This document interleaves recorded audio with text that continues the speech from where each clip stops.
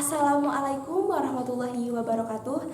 Dewan juri yang saya hormati, perkenalkan, saya Dara Sofia sebagai pembicara pertama dari tim pemerintah yang bertugas untuk menjelaskan limitasi pada mosi, mendefinisikan setiap kata kunci, dan memberikan argumen-argumen beserta data dan faktanya untuk mendukung mosi kali ini. Dewan juri yang saya hormati memasuki mosi kali ini yaitu di negara-negara dengan tingkat korupsi yang tinggi, seleksi penerimaan mahasiswa baru hanya didasarkan pada indeks integritas sekolah dan indeks kejujuran siswa. Dewan juri yang saya hormati, sebelumnya saya akan menjelaskan definisi dari setiap kata kunci. Yang pertama, negara. Negara adalah organisasi dalam suatu wilayah yang mempunyai kekuasaan tertinggi yang sah dan ditaati oleh rakyatnya. Yang kedua, korupsi. Penyelewengan atau penyalahgunaan kekuasaan untuk memperkaya diri sendiri, orang lain, atau korporasi.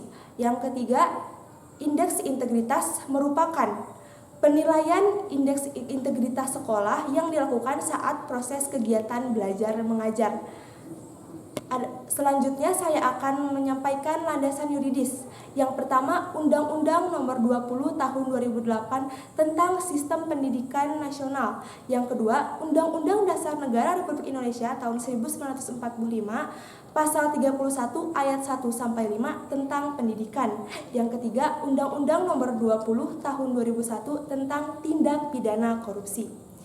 Dewan juri yang saya hormati, indeks integritas sekolah dan indeks kejujuran siswa merupakan hal terpenting untuk menerima mahasiswa baru memasuki sebuah perguruan tinggi, terutama perguruan tinggi negeri. Karena integritas sekolah menunjukkan bahwa sekolah tersebut berkualitas. Indeks kejujuran siswa pun menunjukkan bahwa siswa tersebut memiliki kepribadian yang berkualitas dan baik. Dewan juri yang saya hormati, data dari medcom.id 13 Mei 2020, program pembangunan zona integrasi diberlakukan di 14 perguruan tinggi. Diberi Ditjen, Diktik dan Kemendikbud mewujudkan program pemerintah dalam memberantas korupsi. Pembangunan zona integritas ini salah satunya bertujuan agar tidak terjadi praktek kolusi, korupsi, dan nepotisme di kalangan atau di lingkungan kampus. Karena integritas mewujudkan bahwa sekolah tersebut berkualitas dan indeks kejujuran siswa mewujudkan bahwa kepribadian siswa tersebut baik dan berkualitas. Contoh integritas yang ada di sekolah yaitu melakukan lingkungan sekolah tersebut terbuka dan jujur. Yang kedua, setiap siswa memiliki kejujuran dalam akademis seperti tidak menyontek, tidak menyalin hasil tugas orang lain atau tugas temannya, dan percaya pada diri sendiri. Serta kita harus tegas terhadap suatu kesalahan seperti adanya korupsi dan memberikan sanksi terhadap penipu. Dewan juri yang saya hormati, mengapa saya menyetujui mosi kali ini? Karena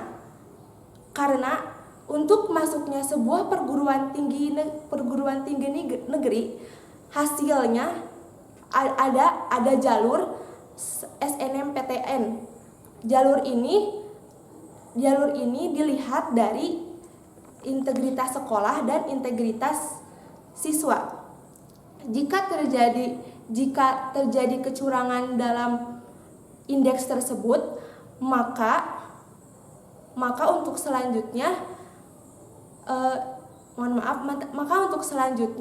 mahasiswa tersebut sudah melakukan kecurangan untuk memasuki sebuah perguruan tinggi.